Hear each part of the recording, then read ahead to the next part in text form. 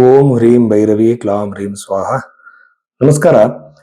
ನೋಡಿ, ಒಂದು ರಾಶಿ ಫಲವನ್ನು ಹೇಳೋದಕ್ಕಿಂತ ಮುಂಚೆ ಜನಗಳು ತಿಳ್ಕೊಳ್ಬೇಕಾಗಿರುವಂತ ವಿಚಾರಗಳು ಏನಂತಂದ್ರೆ, ನೀವೊಬ್ರು ಜ್ಯೋತಿಷರ ಹತ್ರ ಹೋಗ್ತೀರಾ, ನಿಮ್ಮ ಜಾತಕವನ್ನ ಕೊಡ್ತೀರಾ. ಆತ ಜಾತಕವನ್ನ ಚೆಕ್ ಮಾಡುವಾಗ ನೀವು ಕೊಟ್ಟಿರೋ ಸಮಯವನ್ನೇ ಹಾಕಿ ನೋಡಬಾರ್ದು. ಯಾಕೆಂತಂದ್ರೆ ಒಂದೇ ರಾಶಿಯಲ್ಲಿ ಒಂದೇ ಡೇಟ್ ಅಲ್ಲಿ ಲಕ್ಷಾಂತರ ಜನ ಹುಟ್ಟಿರ್ತಾರೆ.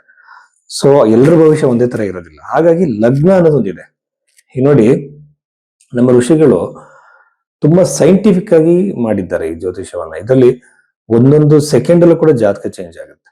ಸೊ ನಿಮ್ಮ ಲಗ್ನವನ್ನ ತಿದ್ದಿ ಲಗ್ನವನ್ನ ಫಸ್ಟ್ ಕಂಡುಹಿಡಿಬೇಕು. ಲಗ್ನ ಮಿಸ್ಟೇಕ್ ಆಗೋ ಚಾನ್ಸಸ್ ಇರುತ್ತೆ. ಆನಂತರ ಹಿಂದೆ ನಡೆದಿರೋ ಕೆಲವು ಘಟನೆಗಳನ್ನ ಮ್ಯಾಚ್ ಮಾಡಿ ನಿಮ್ಮ ಲಗ್ನವನ್ನ ತಿದ್ದಿ ನಿಮ್ಮ ಭವಿಷ್ಯವನ್ನ ಹೇಳಬೇಕು. ಸೊ ಹಿಂದೆ ನಡೆದಿರೋ ಘಟನೆಗಳನ್ನ ಕಂಪಲ್ಸರಿ ಆಗಿ ಕೆಲವಾದ್ರೂ ಹೇಳಬೇಕಾಗುತ್ತೆ. ಇದು ಮೊದಲನೇದು. ಎರಡನೇದು, ಸರ್ ಒಂದು ಡೇಟ್ ಆಫ್ ಬರ್ತ್ ಇಲ್ಲ ಅಂತ ಹೇಳ್ತಾರೆ. ಇಲ್ಲಿ ನೋಡಿ, ನನಗೆ ತುಂಬಾ ಜನ ಕೇಳೋದು ಏನಂತಂದ್ರೆ, ಸರ್ ನೀವು ಹೇಗೆ ಪ್ರಿಡಿಕ್ಷನ್ಸ್ ಕೊಡ್ತೀರಾ ಅಂತ.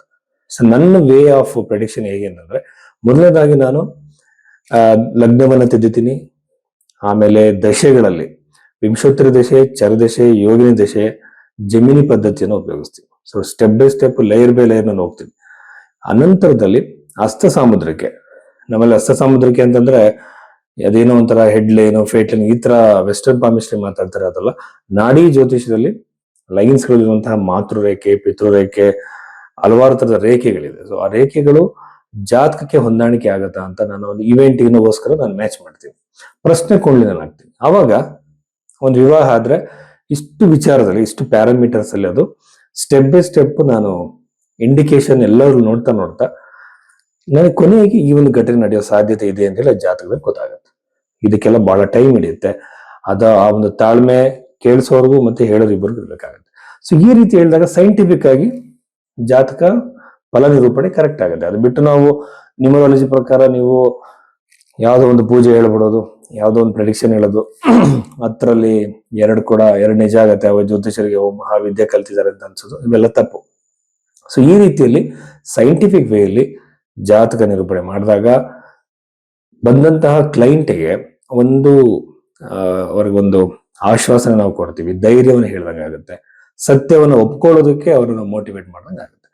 ಜ್ಯೋತಿಷ್ಯ ಅಂದ್ರೆ ಹಣೆ ಬರೋನ ಬದಲಾವಣೆ ಮಾಡೋದಲ್ಲ, ಉತ್ತಮ ಮತ್ತು ಕೆಟ್ಟ ಸಮಯ ಎರಡನ್ನು ಕೂಡ ಅನಲೈಸ್ ಮಾಡಿ ಅವ್ರನ್ನ ಒಂದು ಗೈಡ್ ಮಾಡುವಂಥದ್ದು ಸರಿಯಾಗಿರೋ ದಾರಿಯಲ್ಲಿ. ಅದು ಬಿಟ್ಟು ಹಣೆ ಬರೋ ಚೇಂಜ್ ಮಾಡೋದು, ನಿಮ್ಮನ್ನು ಕೋಟ್ಯಾಧಿಪತಿ ಮಾಡೋದು, ನಿಮಗೆ ಅಷ್ಟೈಶ್ವರ್ಯಗಳು ಬರೋ ತರ ಮಾಡೋದು ಜ್ಯೋತಿಷ ಕೆಲಸ ಅಲ್ಲ. ನಿಮಗೆ ನಿಮ್ಮ ಒಂದು ಜಾತಕದಲ್ಲಿ ಯಾವ ತರದ ಒಂದು ಪಾಸಿಬಿಲಿಟೀಸ್ ಇದೆ ಅಂತ ತಿಳಿಸೋದು ಜ್ಯೋತಿಷ ಕರ್ತವ್ಯ. ಸೊ ಇಷ್ಟು ವಿಚಾರಗಳಿದೆ. ಸೊ ಈಗ ನಾವು ನಿಮ್ಗೆ ಈ ತರ ಜಾತಕವನ್ನು ತೋರಿಸ್ಕೊಬೇಕಾಗಿದ್ರೆ ಭೈರವಿ ಅಷ್ಟೋದಲ್ಲಿ ನೀವು ಇದನ್ನ ಬುಕ್ ಮಾಡಬಹುದು. ಕುಂಭ ರಾಶಿ 2026 ಮಾರ್ಚ್ ಮೊದಲ ವಾರದಲ್ಲಿ, ಅಂದ್ರೆ ಈ 15ನೇ ನಂತರದ ವಾರದಲ್ಲಿ ಬರುವಂತಹ ಕುಂಭ ರಾಶಿಯವರಿಗೆ ಸಂಬಂಧಪಟ್ಟಂತೆ ಪಾಸಿಟಿವ್ ನೆಗೆಟಿವ್ ಎರಡು ಏನೇನಿದೆ ಅಂತ ನೋಡೋಣ. ಮೊದಲನೇದಾಗಿ ಬಂದು ನೆಗೆಟಿವ್ ಬಗ್ಗೆ ನಾವು ನೋಡೋದಾದ್ರೆ, ಮ್ಯಾರಿಟಲ್ ಲೈಫ್ ಅಲ್ಲಿ ಇಶ್ಯೂಸ್ ಬರುತ್ತೆ. ವೈವಾಹಿಕ ಜೀವನದಲ್ಲಿ ಅನಾವಶ್ಯಕ ಕಿರಿಕಿರಿ, ಜಗಳ, ಬಿರುಕುಗಳು ಮೂಡುವಂತಹ ಸಾಧ್ಯತೆಗಳಿರುತ್ತೆ. ಸೊ ಮ್ಯಾರಿಟಲ್ ಲೈಫ್ ಅಲ್ಲಿ ಬಿರುಕುಗಳು ಸಹಜವಾಗಿ ಬರುತ್ತೆ. ನಾವು ಅದನ್ನ ಸರಿಪಡಿಸ್ಕೋಬೇಕು. ನಮ್ಮ ಲೈಫ್ ಪಾರ್ಟ್ನರ್ ಬಗ್ಗೆ ನಮಗೆ ಗೊತ್ತಿರಬೇಕು, ಅವ್ರ ವ್ಯಕ್ತಿತ್ವನ ತಿಳ್ಕೋಬೇಕು. ಮನುಷ್ಯರು ಯಾರು ಪರ್ಫೆಕ್ಟ್ ಅಲ್ಲ.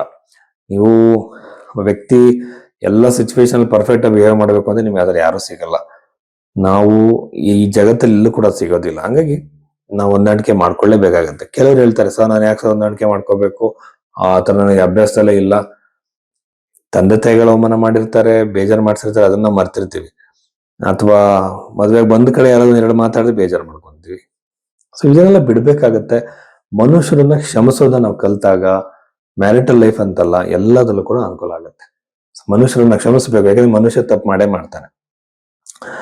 ಇದು ವೈವಾಹಿಕ ಜೀವನದ ಬಿರುಕುಗಳನ್ನ ಸರಿ ಮಾಡ್ಕೊಳ್ಳೋ ವಿಧಾನ. ಸ್ವಯಂವರ ಪಾರ್ವತಿ ಮಂತ್ರ ಕೂಡ ಎಫೆಕ್ಟಿವ್ ಆಗಿ ಕೆಲಸ ಮಾಡುತ್ತೆ. ಪಾರ್ಟ್ನರ್ಶಿಪ್ ವಿಚಾರದಲ್ಲಿ ಕೂಡ ಕಿರಿಕಿರಿ ಆಗ್ಬೋದು. ಹಾಗಾಗಿ ಪಾರ್ಟ್ನರ್ಶಿಪ್ ವಿಚಾರದಲ್ಲಿ ಸ್ವಲ್ಪ ಜಾಗ್ರತೆಯಿಂದ ಇರಿ. ಆಮೇಲೆ 12ನೇ ಮನೆ ಅಧಿಪತಿ 2ನೇ ಮನೆ ಅಂದ್ರೆ 100% ಫೈನಾನ್ಷಿಯಲ್ ಲಾಸ್ ಆಗುತ್ತೆ. ಬಿಸ್ನೆಸ್ ಆಗಿರ್ಬೋದು, ಶೇರ್ ಮಾರ್ಕೆಟ್ಗೆ ಹಾಕೋದು, ಇನ್ನೊಂದು ಬಿಸ್ನೆಸ್, ಇನ್ನೊಂದು ಏನೋ ಮಾಡ್ತಾರೆ, ಯಾವ್ದ್ರಲ್ಲೂ ಕೂಡ ಎಕ್ಸ್ಪೀರಿಯನ್ಸ್ ಇರಲ್ಲ. ಅಲ್ಲಿ ನಿಮಗೆ ಖಂಡಿತವಾಗ್ಲೂ ಸಹ ಲಾಸ್ ಆಗೋ ಸಾಧ್ಯತೆ ಇದೆ. ಈ ವಾರದಲ್ಲಿ ಖಂಡಿತವಾಗ್ಲೂ ಯಾವ ಇನ್ವೆಸ್ಟ್ಮೆಂಟ್ ಗಳಿಗೆ ಕೈ ಹಾಕ್ಬೇಡಿ. ಟೈಮ್ ತಗೊಳ್ಳಿ. ನೋಡಿ, ಮನಸ್ಸು ಸ್ವಲ್ಪ ಟೈಮ್ ತಗೊಂಡಷ್ಟು ಹೊಸ ಹೊಸ ಐಡಿಯಾಗಳು ಬರ್ತಾ ಹೋಗುತ್ತೆ, ರಿಫೈನ್ ಆಗುತ್ತೆ. ನಮ್ಮ ಒಂದು ಪ್ಲಾನ್ ರಿಫೈನ್ ಅಂದ್ರೆ ಪರಿಶುದ್ಧವಾಗ್ತಾ ಆಗ್ತಾ ಒಂದು ಕರೆಕ್ಟ್ ಆಗಿರುವಂತ ನಿರ್ಧಾರ ತಗೊಳ್ಳೋ ಟೈಮ್ ಸಿಗತ್ತೆ. ನಾವು ಯಾವತ್ತೂ ಅವಸರದಲ್ಲಿ ನಿರ್ಧಾರವನ್ನ ಮಾಡ್ಲೇಬಾರ್ದು.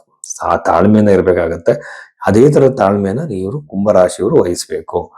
ಪಂಚಮ ಭಾವ ಅತ್ಯುತ್ತಮವಾಗಿರೋದ್ರಿಂದ ಮಕ್ಕಳಿಂದ ಸಂತೋಷ, ಸಂತಾನ ಪ್ರಾಪ್ತಿ ಆಗುತ್ತೆ, ಮಕ್ಕಳಿಗೆ ಅಭಿವೃದ್ಧಿ ಸಿಗುತ್ತೆ, ಸಂತಾನ ಇಲ್ದವ್ರಿಗೆ ಸಂತಾನ ಪ್ರಾಪ್ತಿ ಆಗುತ್ತೆ, ವಿದ್ಯಾರ್ಥಿಗಳಿಗೆ ಉತ್ತಮವಾಗಿರುವಂತಹ ಒಂದು ವಾತಾವರಣ ಕ್ರಿಯೇಟ್ ಆಗಿ ಏಕಾಗ್ರತೆ, ಮನಸ್ಸು ಬಹಳ ಚೆನ್ನಾಗಿರುತ್ತೆ.